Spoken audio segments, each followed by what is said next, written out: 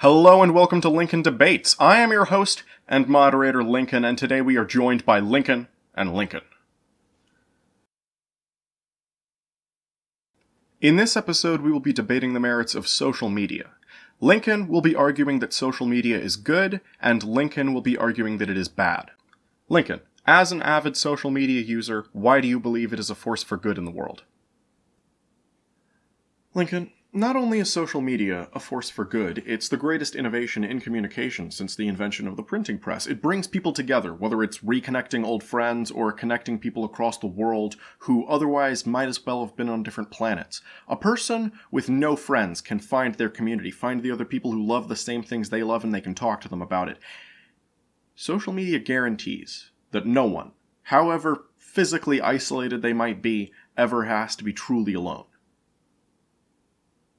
Well, thank you, Lincoln. And record, I may technically be a social media user, but I prefer the term influencer.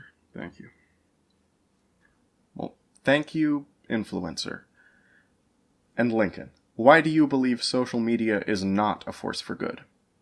Well, Lincoln, social media is the dystopian future that no one warned us about. Sure, it connects people, unless they're trying to genuinely understand each other. Social media feeds the ego. It makes us more worried about what other people think of us than who we really are. It incentivizes us not only to document our life, but to perform it, to constantly consider how it fits into the persona that we're developing, how it affects our brand. We market ourselves as models, reviewers, life advice gurus. We all pretend to be celebrities. Am I posting this the right time of day? What caption should I use? Is this filter right? We're all creating advertisements for reality shows that don't exist. Lincoln, care to respond? Oh yeah, that's all stupid. I think it's just sad that you're so butthurt about people photographing their food, but I'm seriously offended by your reductionist argument that there's something wrong with people trying to get famous. It's beautiful that social media gives everyone a voice, everyone a platform. Artists are able to reach an audience without having to ask anyone for permission. Content creators, political activists, entrepreneurs, they're all able to share their opinions, their products, whatever it is they have to contribute to the world. Oh, give me a break. These platforms are designed to make anyone who uses them define their self-worth as the number of likes they can get on a photo. They aren't bastions of glorious self-expression, they're addictions. It's easy to joke about people photographing their food, but that's just the symptom. The disease is rampant data collection, the disintegration of journalistic professionalism, and a 12-year-old girl somewhere receiving anonymous messages telling her she's ugly. Journalistic professionalism. But really, that's your line. You want to defend the people who report tweets as breaking news. Through social media, people can report news as it's actually happening, organize protests, voice original ideas, have conversations. Tell me, the last time you picked up a newspaper, how long did it take you to realize there wasn't a comment section? Was it before or after you gave up on looking for the latest Marmaduke? It's called engaging with the issues. I assume when you have something to say, you cut out a newspaper clipping and stick it in your typewriter. No, I write a letter to the editor. I type it on my Apple Macintosh. And by the way, if you looked any more childish, I'd be impressed by how articulate you are. Yeah, well, if you looked any more like my grandfather, I'd care about you. Hey, guys. Let's bring it down a notch.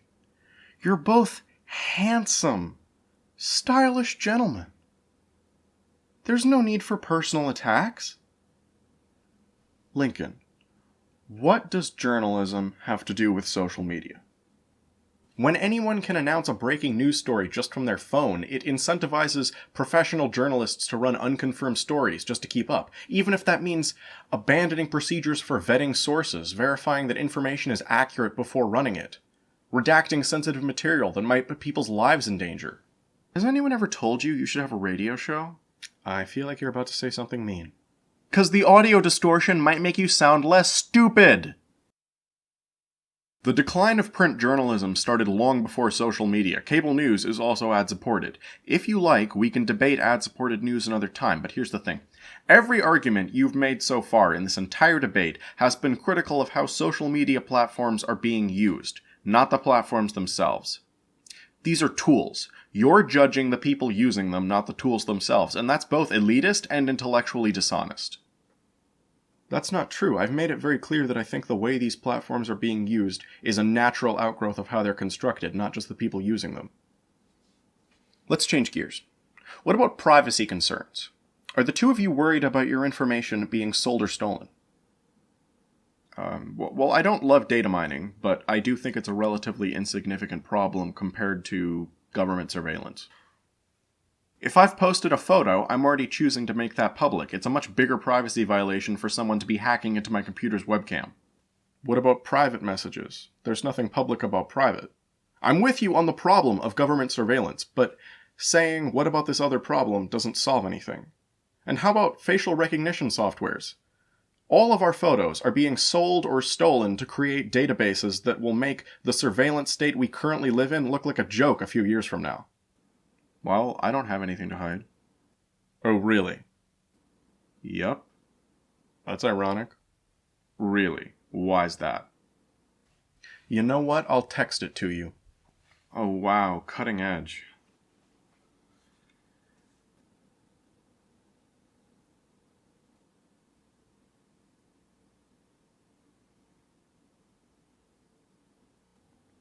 What did he send?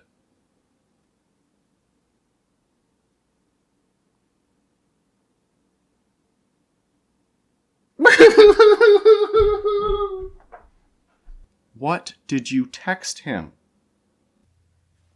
I said it's because he's ugly. I didn't think he'd take it so hard.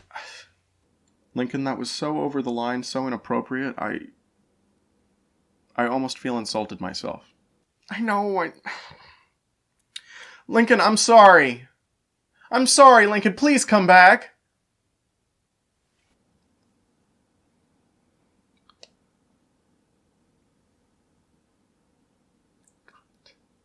Cut. Can we cut?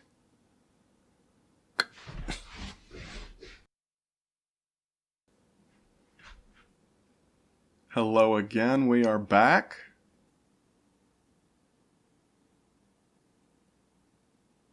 I really am sorry. That was so rude of me.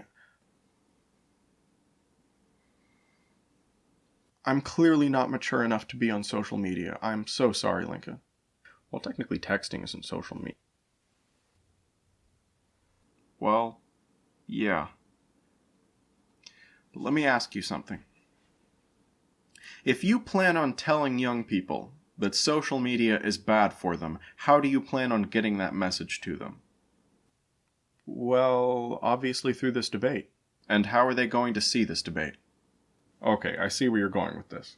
They're going to watch it on YouTube. Okay. We've been straying a lot into general discussion of the internet, not just specifically social media. But YouTube is a great example of how those lines are inherently blurred. I mean, YouTube is the second most popular search engine behind Google, even though they're the same company. Of course, I think it's a good thing that people are able to see this video, but there are so many videos out there, and so many talented content creators who get lost in a sea of staged prank videos and makeup tutorials. See, you're being elitist again. There's nothing wrong with people choosing to watch those videos instead of what you think they should be watching. The beauty of social media and the internet as a whole is that people can watch, read, listen to whatever they want. It puts the whole world at their fingertips, and all they have to do when they find something they like is click subscribe. I have a final question for the two of you.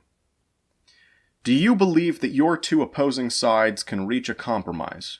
And if so, what might that look like? To be completely honest, I don't think my side will need to compromise. I'm happy to participate in conversations like this where we can talk about how to improve these platforms and continue to invent new ways of communicating with each other. But social media is as inevitable as it is controversial. In the battle between technology and tradition, technology always wins. For better or for worse. Look, I know that complaining about social media on social media isn't going to make it magically go away. I get that. But I don't think it has to be the past against the future either. Books were invented so that rich people could tell each other stories. But at some point we ended up with public libraries. Today, Social media is a corrosive chemical eating away at our institutions, our public discourse, and our self-esteem. But maybe tomorrow it will be a library. I hope you enjoyed this installment of Lincoln Debates. Thank you so much for watching. Thank you to our debaters Lincoln and Lincoln. New debates will be coming very soon. Subscribe so you won't miss them. I really enjoyed making this. I hope you enjoyed watching it. Please let me know in the comments what else you would have liked to see covered in this video, maybe topic suggestions for the future. Tell me how annoying my voice is, whatever you want to do. Just, be kind to each other and yourselves. Thank you.